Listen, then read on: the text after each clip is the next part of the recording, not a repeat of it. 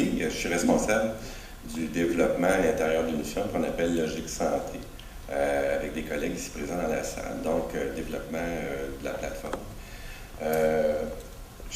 La ligne du bas, là, c'est mes collaborateurs de longue date, puis sans eux, j'aurais pas pu, je pense, être ici aujourd'hui pour vous présenter cette conférence-là. Donc, évidemment, le soutien d'effectifs de l'équipe de recherche en soins de première ligne de la Cité de la Santé, le C3S de Laval, entre autres, tout le travail de soutien de l'équipe technologique du GBM, le GRGT pour la bourse obtenue lors d'un concours, la firme Pfizer nous avait soutenus aussi à une certaine époque, et plus récemment, une association avec la firme Medfar pour transformer notre plateforme vers une solution web.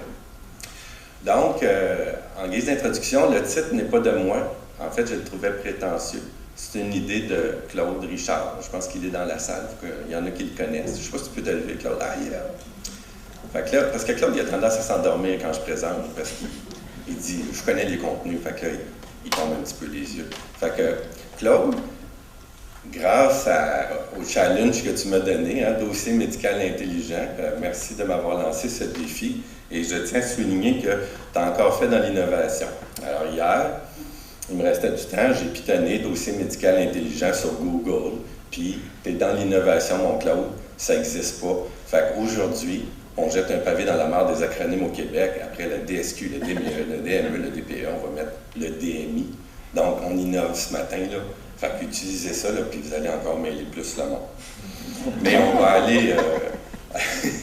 tantôt, on va aller dans les vraies affaires. Là. Mais ici, mon plan de présentation, je vais vous expliquer rapidement un cadre conceptuel qu'on a mis en place dans les 10 dernières années. Ensuite, des fonctionnalités plus dynamiques développées dans l'intérieur de nos formulaires de notre DME. Un petit peu partager avec vous la vision d'un écosystème qu'on aimerait développer pour partager l'information. Puis, c'est sûr qu'une conférence comme aujourd'hui, moi, c'est l'heure des bilans. On va vous dire, après 10 ans, là, peut-être une analyse un peu plus critique de tout ce parcours-là, parce que quand même, au bout de 10 ans, j'ai ramassé beaucoup de commentaires d'utilisateurs, commentaires de patients, donc je tenterai de les partager avec vous. J'avais mis 3 objectifs, vous les avez lus, un peu ambitieux, mais Marie-Claude, quand il reste 5 minutes, tu me le dis. Je me suis timé devant le miroir, ça devrait fonctionner. On va commencer par définir c'est quoi l'intelligence. Concept quand même assez simple à cerner. Je ne laisserai pas la parole à Bernard là-dessus. Hein? Voici ce que j'ai trouvé. C'est dérivé du latin. Je m'excuse, j'ai jamais appris le latin, hein? Fait que je ne pourrais pas prononcer ces trucs-là. Mais disons qu'on va retenir faculté de comprendre. Ça vient d'un préfixe inter, entre, puis le radical ici qui veut dire choisir, cueillir ou lier. Donc, ça suggère essentiellement l'aptitude à lier des éléments entre eux. Je trouvais que c'était quand même intéressant d'associer ça à un dossier médical et intelligent. Donc, l'ensemble des facultés mentales permettant de comprendre les choses et les faits, de découvrir ces relations entre elles et d'aboutir à la connaissance conceptuelle et rationnelle. Donc, par opposition à sensation et intuition. Là, on va faire un lien tout de suite avec un dossier médical électronique. Je pense que c'est bon, les dossiers médicaux électroniques.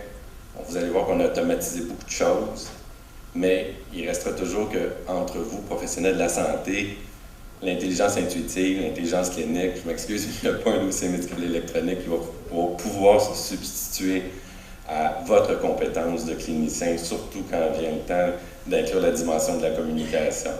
Donc, je trouvais quand même intéressant, c'est une partie de la définition de l'intelligence, mais un clinicien, c'est beaucoup plus que ça. Donc, la capacité à traiter l'information pour atteindre ses objectifs. Aujourd'hui, je suis le porte-parole d'un travail d'équipe.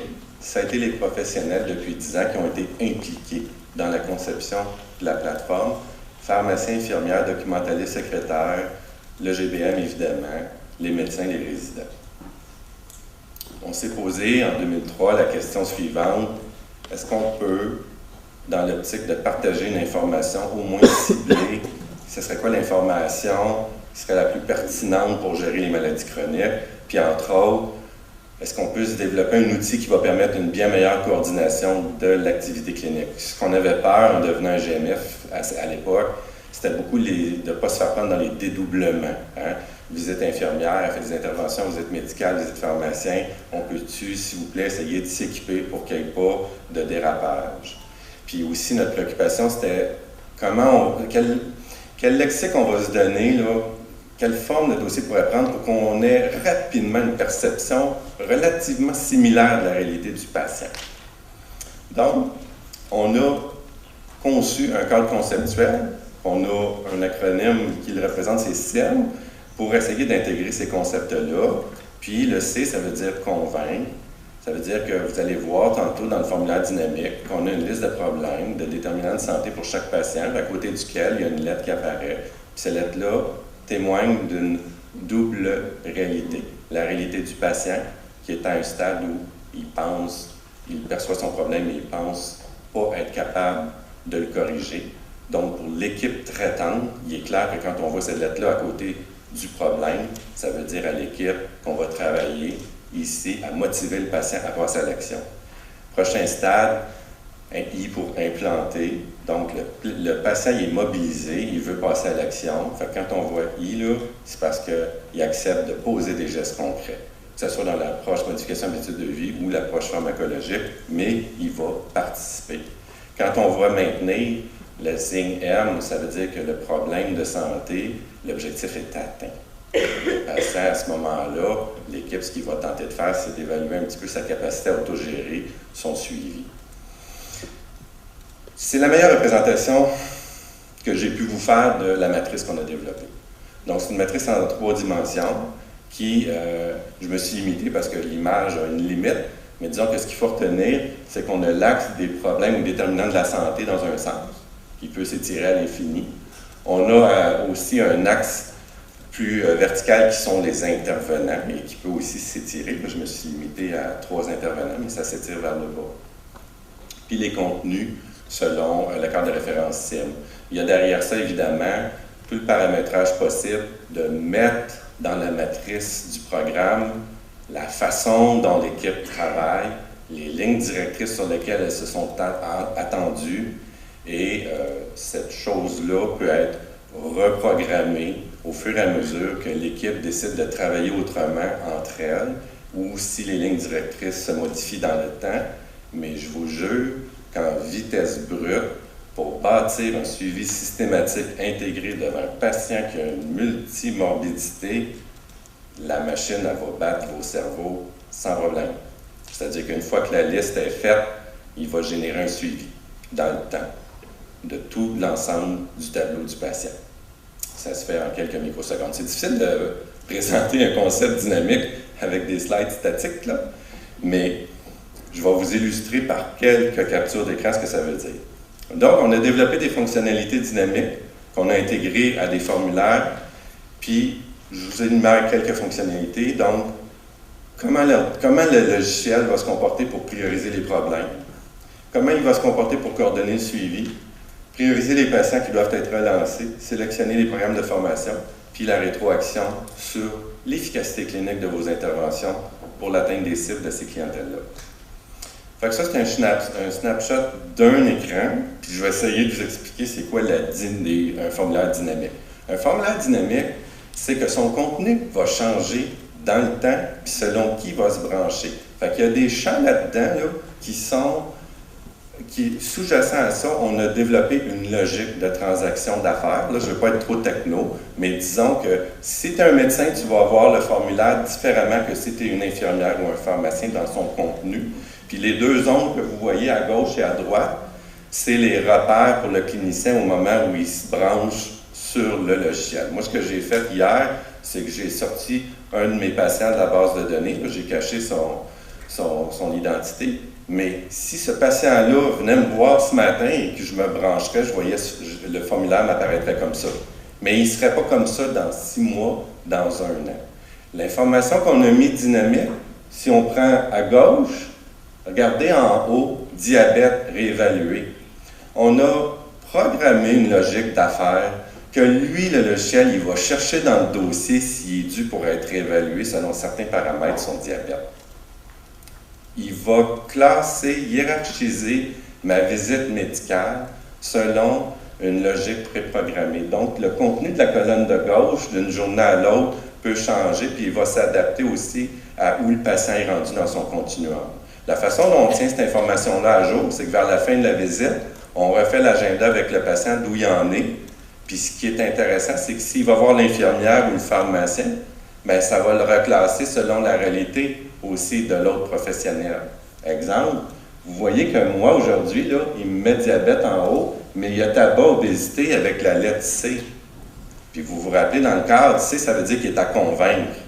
Alors, j'essaie de vous expliquer que lorsque le patient rentre dans mon bureau, ma structure d'entrevue, elle est déjà en train d'être influencée par l'information que le système va générer. Donc, quand je dis que ça hiérarchise, que ça priorise, c'est toujours en fonction de la réalité du patient, mais avec le cadre conceptuel, ça le rend rapidement campable dans le contexte.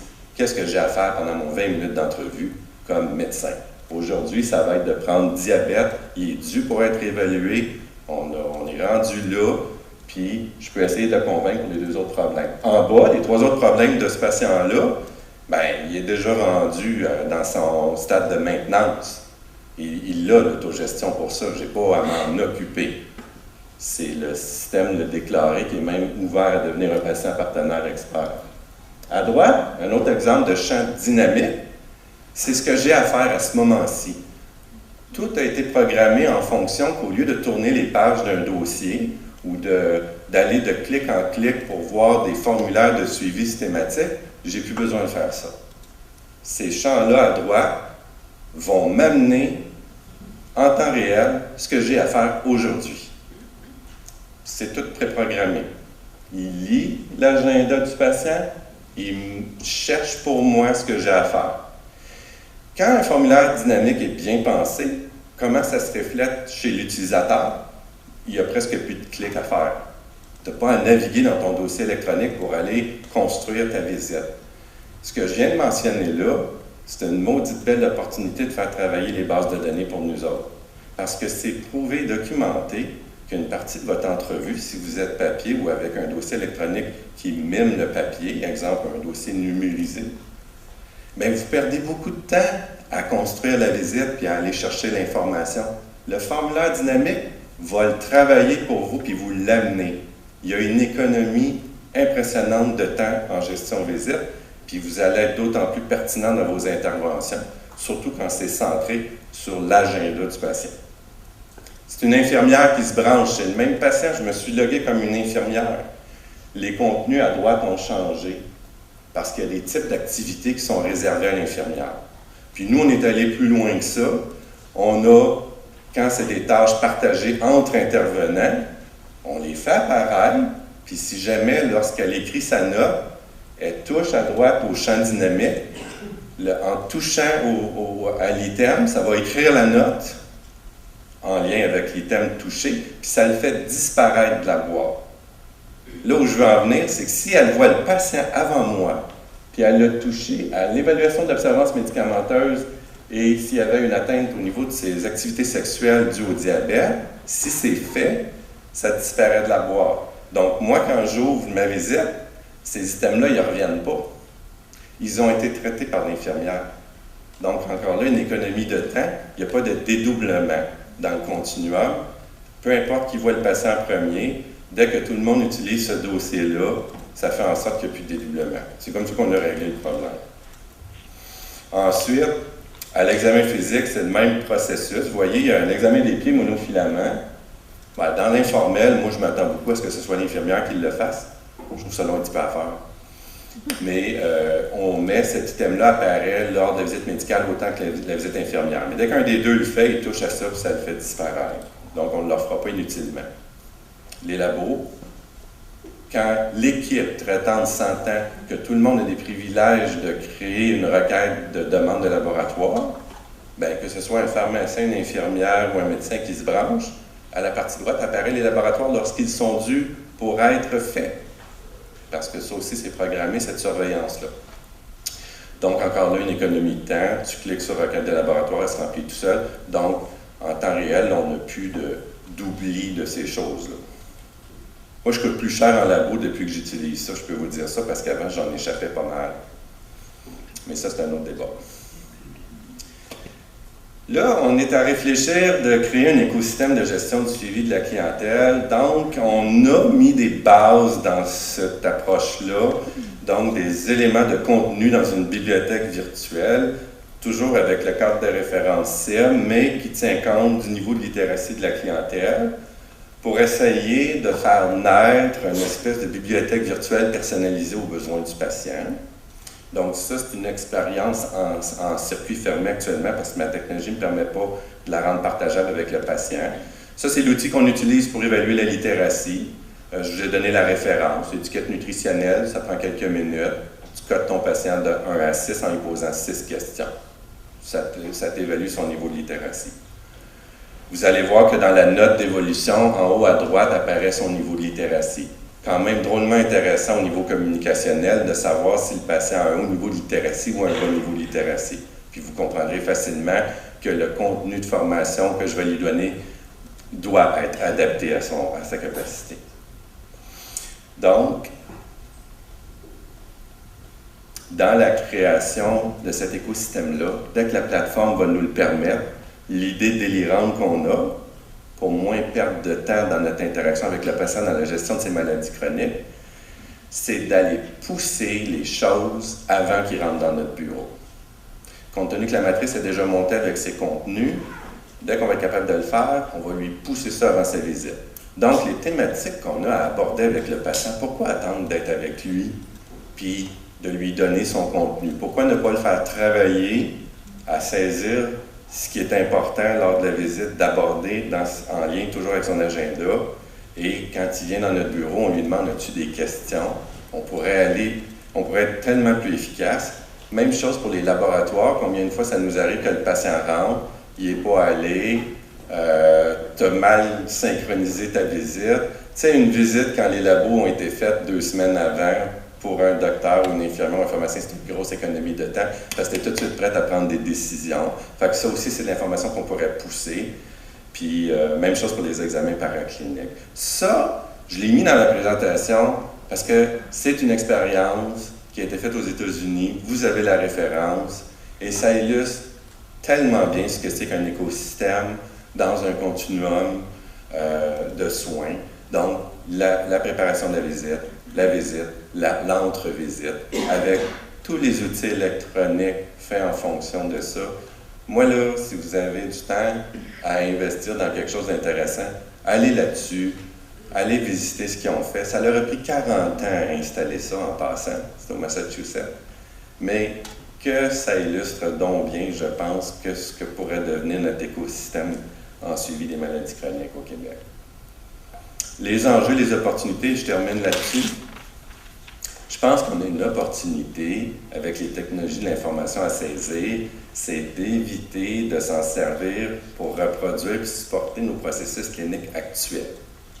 Puis j'entends même jusqu'à questionner la tenue des dossiers, comme on le fait dans certains endroits, où l'univers infirmière a ses normes dictées par l'ordre, l'univers des médecins a ses normes dictées par son ordre, etc. pour le pharmacien. On peut-tu, s'il vous plaît, aller vers un dossier partagé quand on saisit une information, qu'elle est validée, on la met à la disposition de l'autre professionnel. On arrête de questionner nos patients 2-3 fois. Il y a une perte de temps terrible là-dedans. Je pense qu'il y a cette chose-là que j'aimerais partager avec vous. L'autre chose, c'est que les soins de première ligne puis le suivi des clientèles multimorbides, là, c'est un haut niveau de complexité. Parce qu'il y a beaucoup de lignes directrices qui viennent en collision. Beaucoup d'experts nous dictent des choses, donc la pression est énorme. Fait que je pense qu'il y a une opportunité ici d'analyser nos processus de dispensation des soins, le partage des tâches pour l'optimiser entre les professionnels. Bon, intégrer le cadre conceptuel que je vous ai montré, je l'ai fait rapidement, j'en suis conscient, mais c'est quoi la valeur ajoutée, pour exemple, hiérarchiser les problèmes du patient lors de sa visite?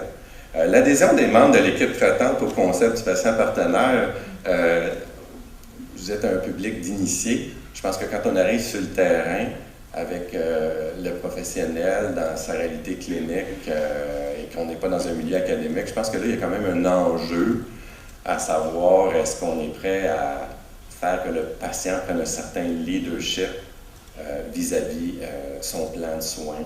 Donc, il ne faut pas prendre ça pour acquis. Il y a encore des intervenants, que ce soit infirmières, médecins, pharmaciens, qui sont très paternalisants. Donc, c'est pas si évident que ça de se transformer tout d'un coup en coach, là. Travailler avec des formulaires dynamiques. Bien, ça, je vous partage une petite anecdote.